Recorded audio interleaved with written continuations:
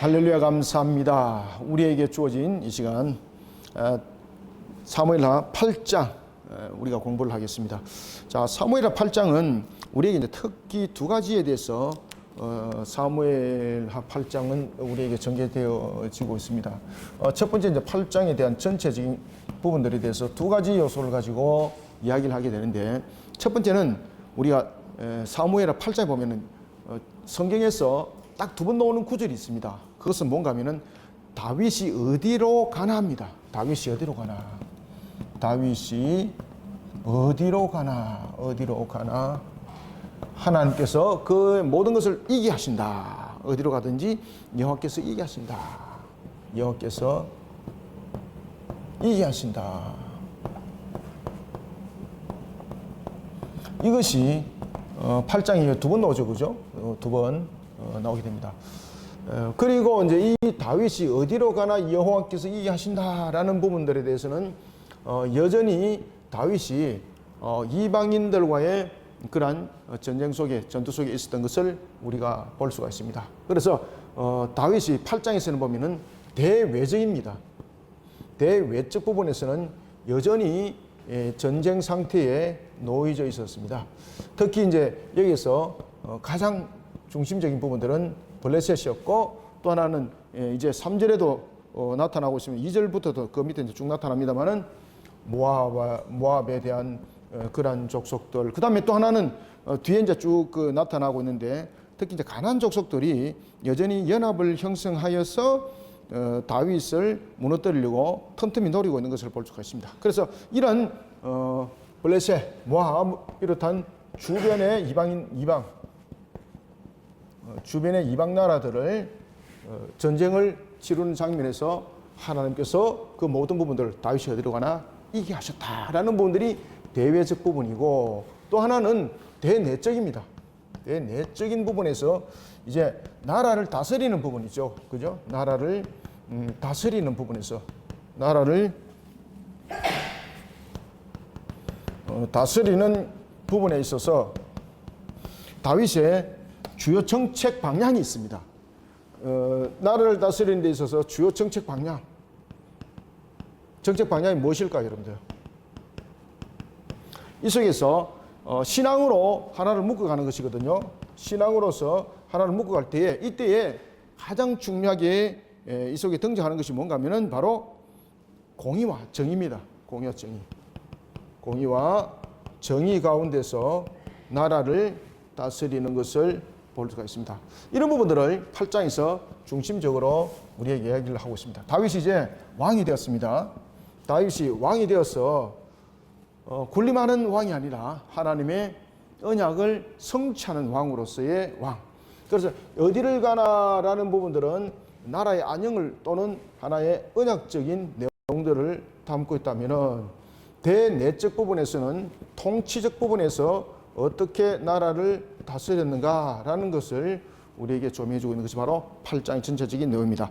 자, 이런 내용들을 우리가 1절부터 하나씩 보도록 하겠습니다. 자, 1절 봅시다. 그 후에 다윗이 블레셋을 쳐서, 블레셋은 굉장히 이스라엘을 굉장히 괴롭히는 그러한 하나의 세력들입니다. 특히 이제 이 북쪽 지역보다는 남쪽 지역과 근접해 있는 것이 블레셋이거든요. 그러니까 유다 지파와 굉장히 근접해져 있는 것이 블레셋입니다. 이 블레셋 사람들이 여전히 연합을 형성하면서 이제 공격을 가하게 되는데, 그 블레셋은 사울을 길보아 전투에서 무너뜨렸던 그 세력, 그러나 그 세력들이 다윗에 의해서 많이 약화됐음에도 불구하고 여전히 블레셋은 굉장히 강한 세력 중에 하나였습니다. 특히 이제 블레셋은 여러 가지 부분의 성읍들을 형성하고 있었는데, 그 형성했던 그 성읍들이 하나의 5 성읍들이 굉장히 중심 세력을 형성하고 있습니다. 그 중에서 제일 핵심적인 그 하나의 수도적인 역할을 하는 것이 어딘가 하면 가드였습니다. 가드는 여러분들이 우상 숭배에 아주 만연했던 그런 속의 사건들 기억나시죠, 그죠? 가드. 그리고 또 하나는 가드를 중심으로 가드가 중심적인 어떤 수도적인 하나의 형태를 구축했다고 말한다면은, 이제는 이 수도를 형성하고 있는 근접 도시들이 있습니다. 그래서 이 부분들이 하나의 연합을 형성한 것이 오늘 본문에 보면은 메덱 암마입니다. 메덱 암마, 메덱 암마, 메덱 암마. 그래서 이 메덱 암마라는 것은 뭔가 하면은 하나의 그 어머니로서의 하나의 형태, 그러니까 다시 말하면은 하나의 영향권 속에서 뭉쳐지는 것인데, 그 영향권에서 뭉쳐지는 것이 마치 한 어미를 통해서 그 영향이 이 가시를 치는 것처럼 그렇게 되어 있다. 그래서 메덱 암마라고 말합니다. 그래서 메덱 암마라는 것은 모성의 어떤 굴레, 모성에 관한 부분들을 이야기를 하고 있는 거죠. 모성의 굴레. 이 메덱 암마가 중심이 가드였습니다. 이 가드를 중심으로 건접 도시들이 하나의 연합을 형성하면서 이 이스라엘을 공격을 해 나갔던데, 그 중에서 가드와 여러분이 잘 아시는 것처럼 아나돗은 나중에 보면은 이스라엘의 땅이 되죠, 그죠? 이스라엘의 땅이 되면서 이곳이 누구의 고향이 되는 겁니까? 우리가 선지자 가운데서 예레미야의 고향이 되기도 하죠, 그죠? 아나돗, 그죠? 아나돗. 그리고 아나돗뿐만 아니라 아나돗, 아스글론,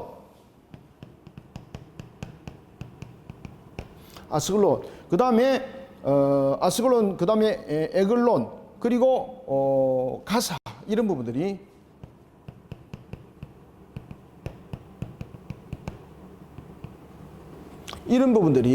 하나의 메덱 암마라는 부분들을 구성을 하고 있었습니다. 그러니까 이 메덱 암마라는 것은 어떤 한 지역을 말하는 것이 아니라 이 당시에 블레셋의 하나의 수도적인 역할을 했던 것이 가드였거든요. 가드를 중심으로 아나돗, 아스글론, 에글론, 가사가 어떻게 됐다는 겁니까? 하나로 뭉쳐서 이렇게 형성이 되어 있는 모습을 하고 있었다는 거죠. 그것을 메덱 암마라, 이렇게 그 지역을 이렇게 말하는 겁니다. 아시겠죠, 그죠? 그래서 메덱 암마는 한 지역만 말하는 것 아닙니다. 메덱 암마라는 것은 그 당시에 블레셋의 수도 역할을 했던 가드를 중심으로 형성하고 있었던 주변의 성읍들, 주변의 도시들, 아나돗, 아스글론, 에글론, 가사, 이런 부분들이 하나의 형태를 이루고 있었던 겁니다. 그것을 메덱 암마라고 말합니다. 메덱 암마를 뺐었더라, 그죠? 블레셋 사람들 손에서 메덱 암마를 뺐었더라. 이건요 굉장히 타격이 큽니다. 블레셋은 가드만 해도 굉장히 중요한 역할을 하고 있는데, 이 가드를 끼고 있던 모든 그 수도를 끼고 있던 근접 도시들을 다윗이 전부 다 장악을 했다는 거죠. 그러면은 이제 블레셋이 회복할 길은 없던 겁니다. 자, 이러면은 이런 블레셋을 하나의 무너뜨린 것으로서 끝난 것이 아니었습니다. 여전히 남아있는 세력들, 여전히 강력한 세력들, 모압이라든지 주변의 이방 나라들이 여전히 중심을 잡지 못하고 있는 이스라엘을 뺏으려고 공격을 여전히 가하고 있었습니다. 이것이 이제 왜 그런가 하면은 다윗이 왕이 됐지만은 남북이 하나의 통합적 형태를 가지지 못했던 것이죠. 그죠? 북쪽 지파와 그 다음에 유다 지파를 중심으로 있는 남쪽 지파들이 여전히 이 하나의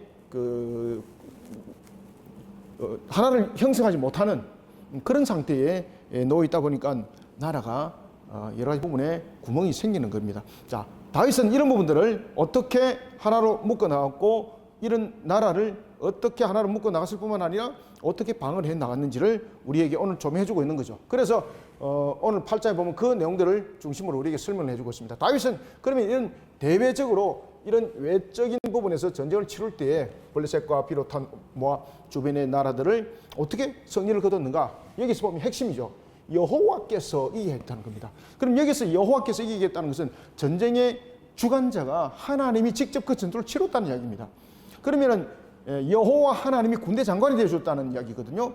다시 말씀드리면은 이 말씀 속에는 다윗이 언약을 성취하는 측면에, 다시 말하면은 자신이 어떤 개인적인 욕망을 채우고 어떤 자신의 명예를 가지고 전쟁을 한 것이 아니라 하나님 나라의 언약적 관점 속에서 신앙을 회복시키는 관점을 가지고 이 전쟁을 치렀고, 하나님께서는 그 전쟁을 승리하게 하셨다라는 것입니다.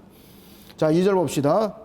모압이 이제 등장합니다. 다윗이 또 모압을 쳐서 그들로 땅에 엎드려지게 하고 줄로 재어. 자, 요거 여러분 이해 잘 하셔야 됩니다. 이 본문. 이거 본문 이해 잘못하게 되면은, 이게 본문을 이해를 잘못하게 되면은 어떤 결론이 생기는가 하면은, 자로 재가지고 사람이 길을 잰다는 뜻이죠. 자로 재가지고 이렇게 두 자가 되는 사람은 죽이고 이렇게 자로 지었을 때 한자가 되는 사람만 살렸다. 이런 내용이 되는 겁니다. 이 내용이 아닙니다. 이거 이 본문은 읽고 설명드리겠습니다. 자, 2절에 보면은 다윗이 또 모압을 쳐서 그들로 땅에 엎드리게 하고. 자, 여기에서 이제 보면은 이 내용에 단어에서 나타나고 있는 이제 특정직 부분들을 여러분 이해를 잘 하셔야 되는 게, 이게 이제 본문에서는 이게 무슨 이야기를 하고 있는가 하면은 지금 이야기입니다. 엎드려지게 하고라는 것이죠. 그죠? 이게 엎드려지게 하고. 자, 엎드리게 하고라는 것은 사람이 이렇게 누운 상태라는 것을 말하고 있습니다. 이렇게 쭉 이렇게 누운 상태 속에서 요 전체를 이렇게 3등분 하는 겁니다. 3등분 아시겠죠? 그래서 길이의 두자, 길이의 한자라는 것은 전체적인 부분에 대해서 지금 모압과의 전투 속에서 사로잡은 자들이죠. 그죠? 그 다음에 전쟁에서 죽임을 당한 자들이 전체를 3으로 본다는 거죠. 3으로 볼 때에 여기서 그래서 두 줄 길입니다.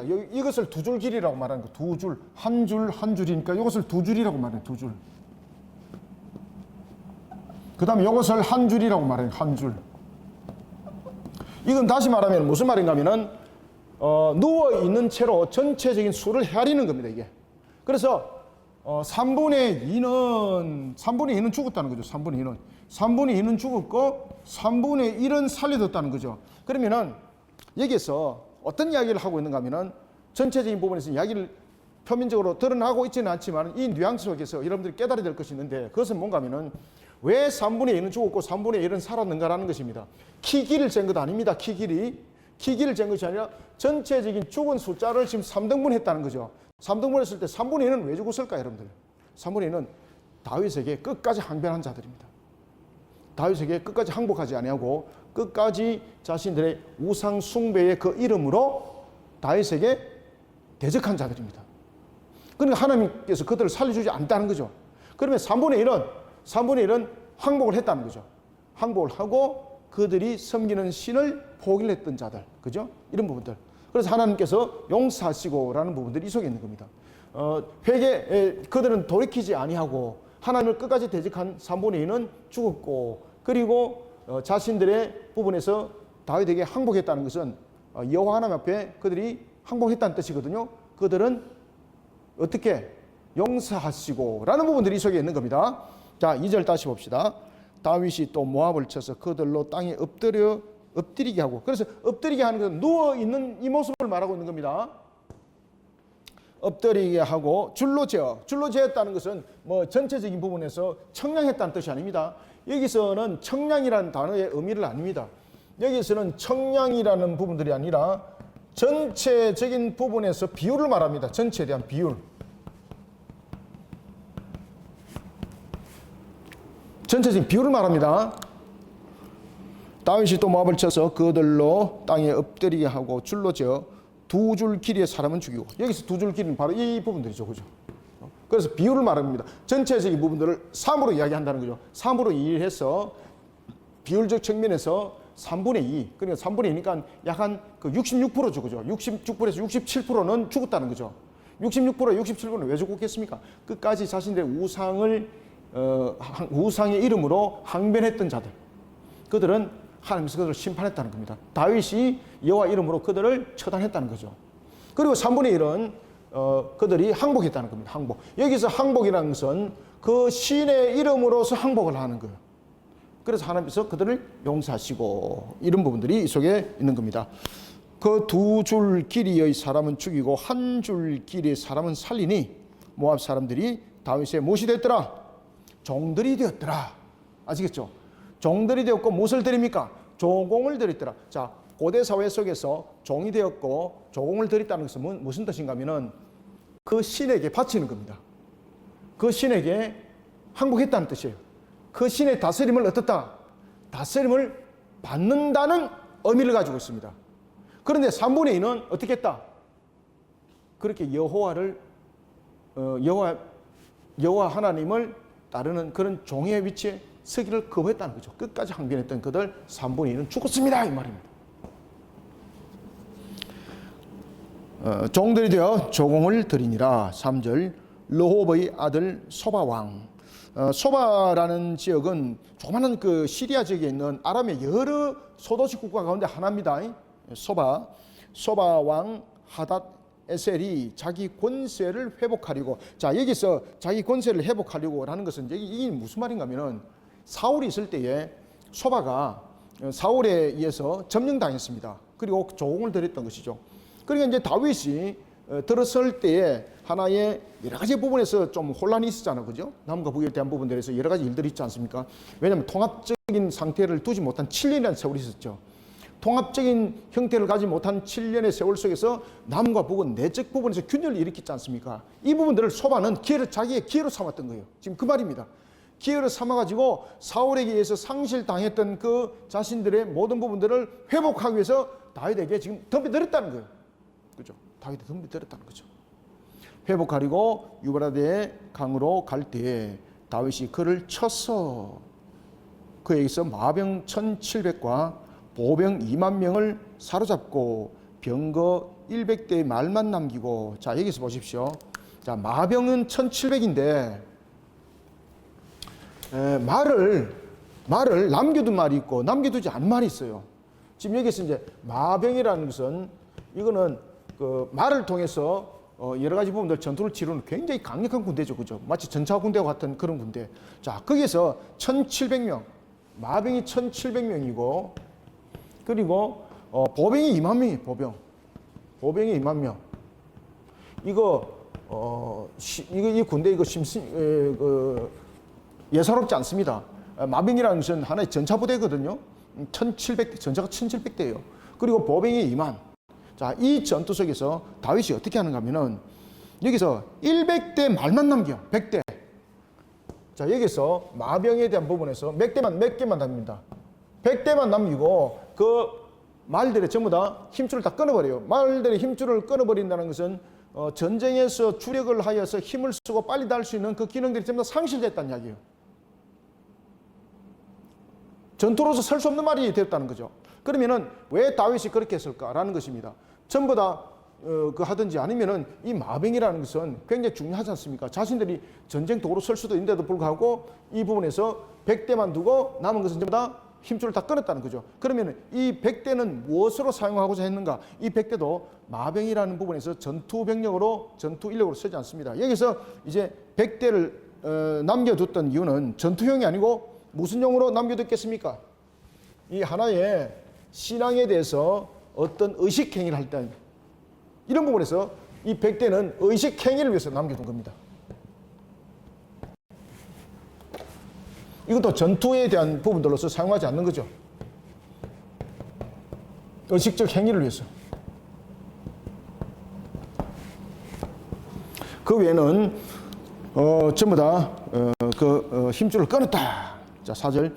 그에게서 마병 1700명과 보병 2만 명을 사로잡고 병거 100대의 말만 남기고 다윗이 그 외의 병거 말은 다 발의 힘줄을 끊었더라. 그죠? 끊었더니 다메섹의 아람 사람들이 소바 왕 하닷 에셀을 도우려 온지라. 자, 이제 다메섹 사람들이, 아람 사람들이 또 들고 일어나는 거죠. 이때에 다윗이 아람 사람 22,000을 죽였더라. 22,000. 그래서 다윗이 어디 가나 하나님께서 이해했다는 겁니다. 자, 이 전투 속에서 다윗이 블레셋과 전투도 만만치 않습니다. 그리고 특히 또 모압과 전투도 만만치 않았습니다. 그러면은 남은 세력들 부분에서 소바의 세력들, 그리고 또한 다메섹의 세력들, 그래 전쟁을 치르게 되면은 병력의 수는 그 상대성으로 통하여서 이겼음에도 불구하고 자신들에도 병력의 손실은 분명히 있거든요. 그러면 여러 거처를 통해서 전투를 벌이다 보면은 전투에도 지치게 되고 병력에도 손실 입게 되고, 그러면은 점점 갈수록 사실은 세력이, 계속된 전쟁은 세력이 약해질 수밖에 없는 건데, 근데 놀라운 것은 다윗이 이끄는 그 군대는 그 전투를 치름으로써 더 강력해집니다. 그 이유를 오늘 성경은 이렇게 말합니다. 여호와께서 이기게 하셨다. 자, 보겠습니다. 5절 6절. 다메섹의 아람 사람들이 소바 왕 하닷 에셀을 도우려 온지라. 다윗이 아람 사람 22,000명을 죽이고 다윗이 다메섹 아람의 수비대를 두매 아람 사람이 다윗의 종이 되고 조공을 바치니라. 다윗이 어디로 가든지 여호와께서 이기게 하시니라.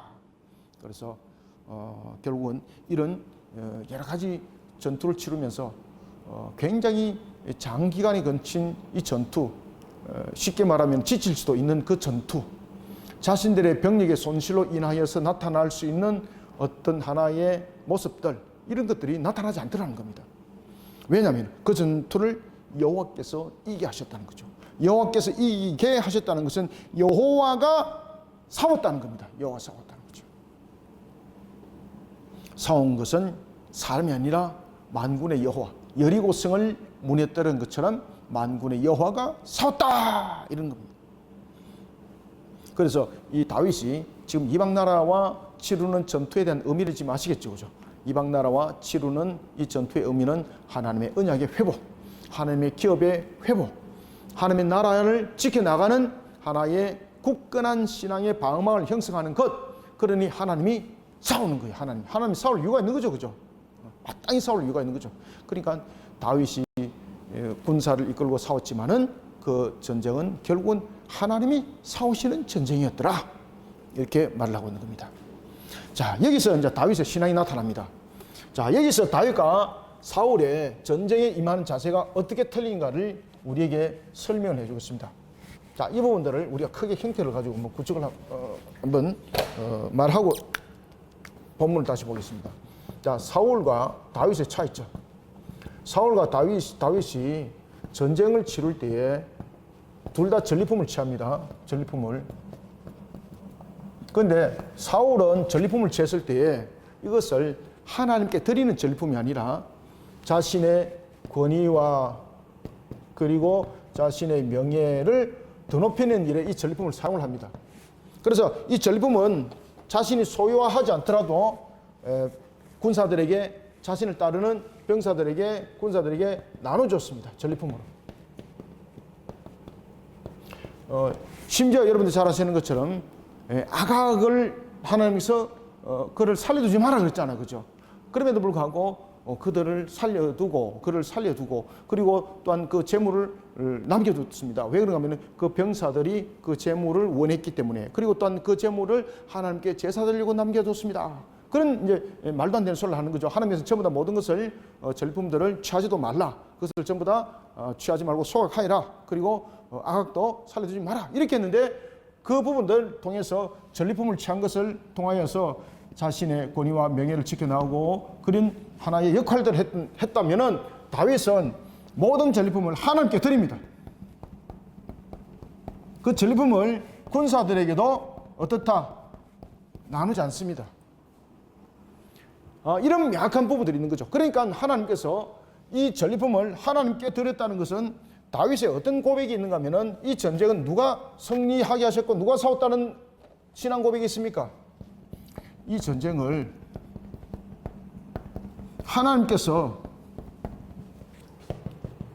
싸우셨고 승리를 거뒀다는 뜻입니다. 이게 하나님께서 이 전쟁에 대해서, 이 전쟁을 통해서 싸우셨고, 그리고 하나님께서 승리를 거두셨다는 겁니다.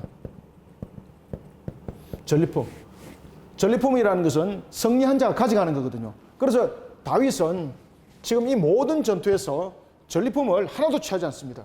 그리고 전리품을 일반적으로 군사들에게도 나눠주지 않습니다. 나눠주지 아니하고 전부 다 전리품을 모두 다 여호와께 드림으로써 이 전쟁은 여호와께서 싸우셨습니다. 그리고 이 전쟁의 승리는 하나님께서 승리하셨습니다. 라는 것을 확인하게 표현해요. 그런데 사울은 전쟁에서 이긴 전리품을 어떻게 합니까? 군사들에게 돌렸죠. 그죠? 그것은 결국 누군가 하면 이 전쟁은 여호와께서 이겼습니다라고는 그 얘기 아무것도 없습니다. 왜냐하면 전리품이라는 것은 그 전쟁에 승리한 자가 취하는 하나의 예물이었거든요. 그러니까 그 군사가 취했다는 것은 자신들이 싸워서 이겼다는 것이고 사울이 이끌어간 그 군대가 싸워서 이겼다는 거죠. 이 여기서 완전히 확연하게 차이가 나는 겁니다. 자, 보겠습니다. 6절부터 다시 봅시다. 다윗이 다메섹 아람의 수비대를 두매 아람 사람이 다윗의 종이 되어 조공을 바친다. 자, 여러분들 다윗의 종이 됐죠. 지금 조공을 바쳤죠. 그러면 이 조공을 바치면은 이 조공은 다윗의 것이 될 수 있는 거죠. 그런데 다윗은 그것을 하나님께 드리지는 하나의 조공으로 그는 전부 다 삼습니다. 다윗이 종이 되고 조공을 바치니라. 다윗이 어디로 가든지 여호와께서 이게 하시니라. 잘 보세요. 7절. 다윗이 하닷에셀의 신복들이 가진 금방패를 빼앗아 어디 가져가고? 자, 예루살렘에 가져갔는데 이 예루살렘에 가져갔다는 것은 무슨 뜻입니까? 자, 예루살렘에 가져갔다는 것은 어떤 자신의 어떤 개인적인 부분들이 아니라 이 전쟁에 이겼다는 것을 온 백성들에게 12지파들에게 알리는 것이고, 또한 예루살렘에 가져갔다는 것은 성전의 드리짐이 되었다라는 것입니다. 금방패를 빼앗아 예루살렘으로 가져오고, 또 다윗 왕이 하닷에셀의 고을 베다와 베로데에서 매우 많은 놋을 빼앗으니라. 자, 여기서 많은 놋을 빼앗으면은 이제 자신의 욕구를 채우고 자신의 전리품 취하는 것으로서 자신의 어떤 하나의 부귀를 가질 수 있는 기회로 삼을 수 있는 건데, 다윗은 그것을 개인적으로 취하지 않습니다. 사울 같은 경우는 이런 부분들을 가지고 자신의 어떤 개인의 영광을 드러내고 자신의 명성과 자신의 권위를 드러내는 것에 성했다면은, 다윗은 이러한 세속적인 것을 통해서 오히려 하나님의 영광을 돌리고 하나님을 거룩한 부분에 이 부분들이 드려지고 또한 사용되어졌다는 것입니다. 놋을 빼앗아서 어떻게 쓸까? 잘 보십시오. 자, 하맛 왕 도이가 다윗이 하닷에셀의 온 군대를 쳐서 무찔렀다 함을 듣고 도이가 그의 아들 요람을 보내 다윗 왕에게 문안하고 축복하게 하니, 이는 하닷에셀이 도이와 더불어 전쟁이 있던 터에 다윗이 하닷에셀을 쳐서 무찌름이라. 요람이 은그릇과 금그릇과 녹그릇을 가지고 온지라. 어떻게? 다윗 왕이 그것도 누구에 드렸다? 다윗 왕이 그것도 여호와께 드리되 그가 정복한 모든 나라에 얻은 은금. 자, 그러면 앞에 것도 여호와께 드렸다는 거죠. 자, 앞에 것도 보면은 지금 보면은 6절에 보면은 여호와께서 이기게 하셨고, 그 다음에 7절에 보면은 금방패 그것을 빼앗아 예루살렘으로 가져갔다 그랬잖아요. 그럼 예루살렘에 가져갔다는 것은 11절에 무엇과 연결되고 있습니까? 여호와께 드렸다는 걸로 연결되는 거예요. 그래서 11절에 보면은 지금 도이가 자신이 대적했던 하닷에셀, 다윗이 대신 무찔러 준 거죠. 그러니까 도이가 얼마나 기뻐요. 그래서 도이가 하닷에셀이 자기 원수였는데 그 원수와 싸우는 부분에서 자기가 상당히 버거웠거든요. 그런데 다윗이 그것을 대신 전쟁을 치rum을 통해서 그를 무찔러 줬고, 그러니까 도이가 너무나도 감사해서 자진해서 그가 조공을 가지고 왔습니다. 은금을 가지고 왔습니다. 녹그릇을 가지고 왔습니다. 그러면서 드리는 것을 다윗은 자신이 분명히 개인적으로 취할 수가 있었죠. 그런데 그것도라고 말해요. 그것도. 그래서 이 예물들이 전부 다 하나님께 드려졌다는 것이 그것도라는 것이 설명을 하고 있습니다. 그것 또한 여호와께 드렸더라. 그러니 다윗이 모든 획득물은 여호와께 드렸다는 것이 밝혀지고 있습니다. 다윗 왕이 그것도 여호와께 드리되 그가 정복한 모든 나라에서 얻은 은금이다. 모든 나라에서 얻은 은금이더라. 곧 아람, 모압, 암몬 자손과 어디까지? 블레셋 사람과 아말렉에게서 얻은 것들도. 자, 아말렉에서 이러니까 앞에도 제가 아까 말씀드렸죠, 그죠? 사울은 아말렉과의 그 전투 속에서 취한 것을 자신의 승리의 전리품으로 취했지만은, 다윗은 그것을 하나님의 승리로 모든 것을 영광을 돌렸더라는 것입니다. 아말렉에서 얻은 것들과 소바 왕 르호보의 아들 하닷에셀에게서 노력한 것과 같이 드리니라. 그죠? 같이 드리. 그러니까 앞에 전쟁에서 취했던 그 전리품들이 전부 다 여호와께 전부 다 드렸다는 거죠. 하나도 어떤 자신들의 사적인 유익을 위해서 취한 것은 아무것도 없더라. 그러니까 여호와께서 다윗이 어디를 가나 승리하게 했던 거예요. 이제 여호와께서 다윗을 어디를 가나 승리하게 했던 그 이유를 아시겠죠, 그죠? 다 이유가 있습니다. 이유가 없는 것이 어디에 있겠습니까? 13절 다윗이 소금 골짜기에서 에돔 사람 18,000명을 쳐 죽이고 돌아와서 명성을 떨치니라.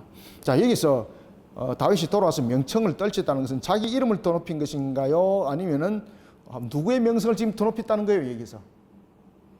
여기서 여러분들 다윗은 천천히요, 사울은 천천히요, 다윗은 만만이라는 거 생각하시면 안 됩니다. 여기서 지금 다윗이 누구의 명성을 드높였는가를 잘 기억하셔야 됩니다. 만약에 다윗이 자신의 명성을 드높였다면 14절에 이야기가 안 나옵니다. 이제는 여기서 다윗이 돌아와서 명성을 떨쳤다.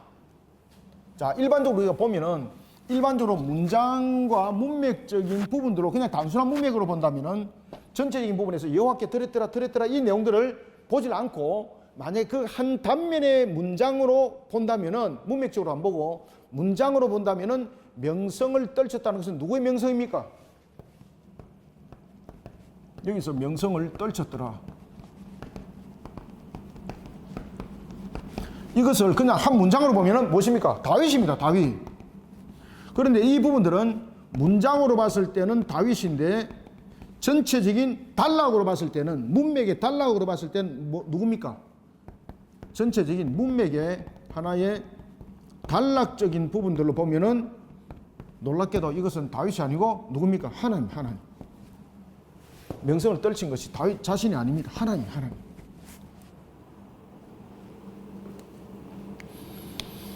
13절. 그래서 13절은 명성을 떨치니라는 이런 부분들은 앞에 분명히 그 하나의 문단과 문맥을 함께 연결해서 보셔야 됩니다. 사건적 측면에서. 이해되죠?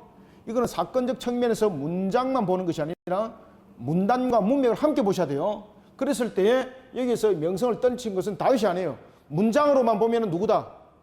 문장으로만 보면은, 그 한 문장으로 보면은 다윗이에요.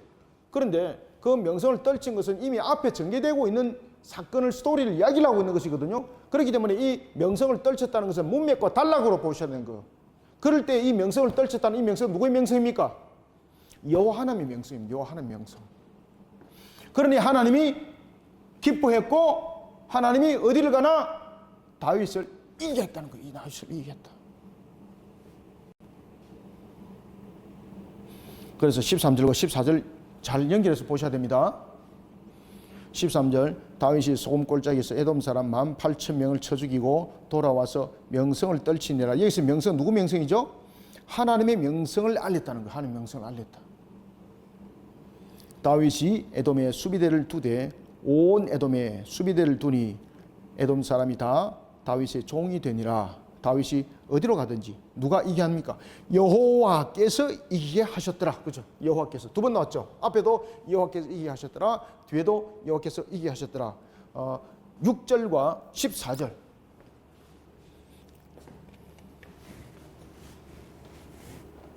6절과 14절에서 나타나고 있는 이 동시적 상황은 바로 다윗의 신앙이 어떤지를 우리에게 종합적으로 한 줄로 딱 정리해 줍니다.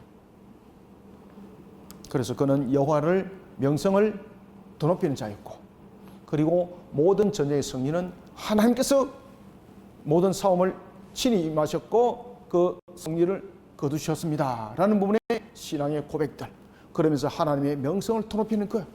그러니까 다윗이 어디를 가나 하나님께서는 이기게 해야만이 되는 거예요. 왜? 다윗이 이기게 하는 것은 다윗이 이긴 것이 아니라 결국은 하나님의 명성을 드높이고 하나님이 이겼음을 더욱더 증가하는 정인의 길이 되었기 때문에 하나님은 다윗이 가는 곳마다 이기게 할 수밖에 없는 거예요.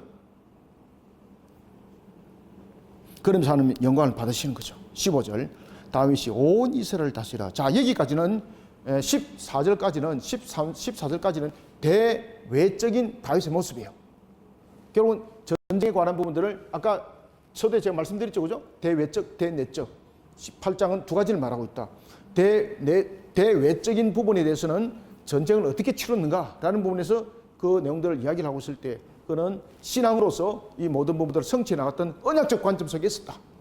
그리고 모든 전쟁을 하나님께 그는 영광을 돌리고 하나님의 성님을 그는 고백하였고, 그리고 그러한 것들을 그는 명성을 드높이는 것으로, 하나님의 이름을 드높이는 것으로서 다시 한 번 더 확인했다. 그러니까 하나님께서 어디를 가나 그를 이기게 할 수밖에 없었다.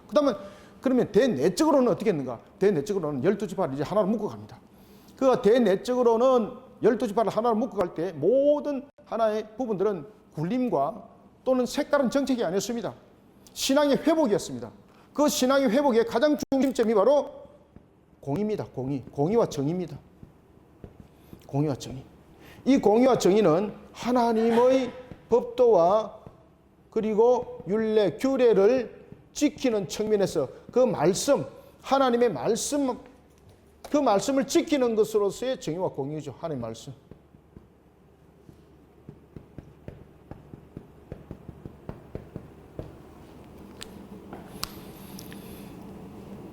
(15절) 다윗이 온 이스라엘을 다스려 다윗이 모든 백성에게 정의와 공의를 행할세. 여기서 이제 정의와 공의는 12지파를 통일 왕국의 왕으로서 다스릴 때의 그 중심이었습니다. 그럼 나라를 어떻게 꾸려나갔는가? 신정국가로 나라를 꾸렸다는 거. 신정국가. 그렇죠? 신정국가. 나라를 하나님의 말씀으로, 그렇죠? 하나님의 말씀으로 여호와를 향한 신앙으로서 나라를 하나로 이끌어가는 정의 공의를 실현하면서 대내적 정책을 펼쳤다는 겁니다. 자, 이 속에 이제 내부에 대한 조각도 형성합니다. 다윗이 온 이스라엘 다스려 다윗이 모든 백성에게 정의와 공의를 행할세. 스루야의 아들 모압은 군사령관이 되고, 여기서 군사령관은 이제 모든 지파를 하나의 세력으로 형성하는 사령관을 말합니다. 참 요압은 다윗에게 있어서 참 중요한 인물이었는데 다윗에게 가장 또 괴롭힘을 줬던 사람이 누굽니까? 요압입니다. 굉장히 권력지향적인 사람이었거든요. 요압이 군사령관이 되고 아힐루스의 아들 여호사밧은 사관이 되고, 여기서 이제 사관이라는 것은 왕에게 중요한 일들을 조언하는 사람을 사관이라고 말합니다. 아히두브의 아들 사독과 아비아달의 아들 아히멜렉. 특히 아비아달은 다윗이 평생 잊을 수 없는 사람입니다. 왜 그런가 하면 다윗이 먹을 것이 없어서 여러분 잘 아시는 것처럼 제사장을 찾아갔습니다. 그가 아비아달이거든요. 그리고 일반 사람들이 먹을 수 없는 진설병을 다윗에게 줬습니다. 그 일로 인해서 도액이 사울에게 그것을 밀고를 하게 되는 거거든요. 도액이 밀고를 하게 되었고, 그 일로 인해서 결국은 아비아달이 죽습니다. 아비아달이 죽었던 그 아비아달의 아들이 아히멜렉입니다. 아히멜렉. 그래서 다윗이 그의 아들을 대제사장으로 세우는 겁니다. 아비아달의 아들 아히멜렉은 제사장이 되고, 스라야는 서기관이 되고, 여호야다의 아들 브나야는 그렛 사람과 블렛 사람을 관할하고, 다윗의 아들들은 대신이 되니라. 여기서 대신이라는 것은 자문위원입니다. 우리로 말하면 자문위원들입니다. 그죠? 이렇게 내각을 형성했다. 이렇게 우리에게 주요 행정 관료들에 대해서도 이야기를 하고 있습니다. 여기서 이제 주요 행정의 관료들은 어떻게 형성됐는가? 주요 행정의 관료들은 어떻게 형성됐는가? 참 우리가 중요한 것은 신앙으로 우리가 바탕을 이루더라도 그것이 끝까지 가야 되는 중요한 부분들, 그러니까 신앙으로 나라를 만들어가는 것 참 중요하고, 이것이 쉽지는 않습니다만은 그런 속에 우리가 나라를 세워갈 때 그 나라가 영적으로 건강해지고, 그리고 하나님의 지키심과 보호하심이 있는 속에 여러 가지 부분의 국력도 그리고 내적인 경제도 더욱더 부강해질 수 있다는 것을 우리는 반드시 기억하셔야 됩니다. 자, 이렇게 이제 다윗이 이제 마지막으로 내각을 형성하면서 이제 다윗이 9장 이제 넘어가게 되면은 사울의 집안은 그럼 어떻게 했는가? 야, 속된 말로 말하면 북쪽을 갖다 그냥 떼내버리듯이 그렇게 했는가? 아니라는 겁니다. 하나를 모두 다 품어서 가는. 그리고 다윗은 하나님을 향한 신앙에 굳건하게 세워진 자지 않습니까? 약속에 신실한 자입니다. 자, 오늘은 여기까지 하고요. 다음 주에는 이와 같이 다윗이 사울과의 그 집안과 어떤 대립을 가졌는가, 아니면은 화합을 이뤘는가, 화합을 이뤘다면은 어떻게 이뤘는가 라는 부분을 통해서 우리가 다시 다윗의 신앙의 관점을 한번 보도록 하겠습니다. 자, 오늘은 여기까지 하겠습니다. 감사합니다. 수고하셨습니다. 하나님 감사합니다. 주께서 펼쳐주시고 열어주시고 우리로 하여금 은혜롭게 달려가게 하시니 감사합니다. 오늘도 우리에게 사무엘하 8장을 통해 조명하여 주신 말씀, 하나님의 나라를 바르게 세워나가는 부분에 있어서 다윗이 대외적으로 대내적으로 행했던 것의 중심적인 것은 여호와를 향한 신앙의 중심 틀을 이룬 것이었습니다. 우리가 무엇을 행하든지 항상 여호와께서 이기게 하는 자가 되기를 소원합니다. 그런 우리의 모습들은 여호와의 합한 모습이 되어야 됨을 다시 한번 더 각인하고 새겨봅니다. 이를 통해서 우리는 8장에서 부어주시는 그 은혜, 우리에게 다시 한번 더 말씀이 조명되어지고 말씀이 우리를 견인하여 복된 삶의 여정을 걸어가게 도와주시옵소서. 펼쳐나갈 모든 여정들 어찌 우리가 주장할 수 있고 우리가 어찌 모든 것에 대해서 주가 될 수 있겠습니까? 하나님 도와주시옵소서. 주님께서 친히 주가 되어 이끌어 주시고 모든 것을 주관하여 주시고 다만 나라 우리는 신앙 안에 모든 것을 순종함으로 하나님 앞에 영광 돌리는 걸음을 걷게 도와주시옵소서. 연약한 성도들이 많습니다. 하나님여 치료 강선을 바라여 주시옵소서. 부족한 성도들이 많습니다. 주님이여 충만케 하여 주시옵소서. 은혜롭게 하여 주시고 하나님의 영광에서 힘있게 달려갈 수 있도록 복된 여정을 살아갈 수 있도록 성령의 기름을 부어 주시옵소서. 예수님의 이름으로 기도드립나이다. 아멘.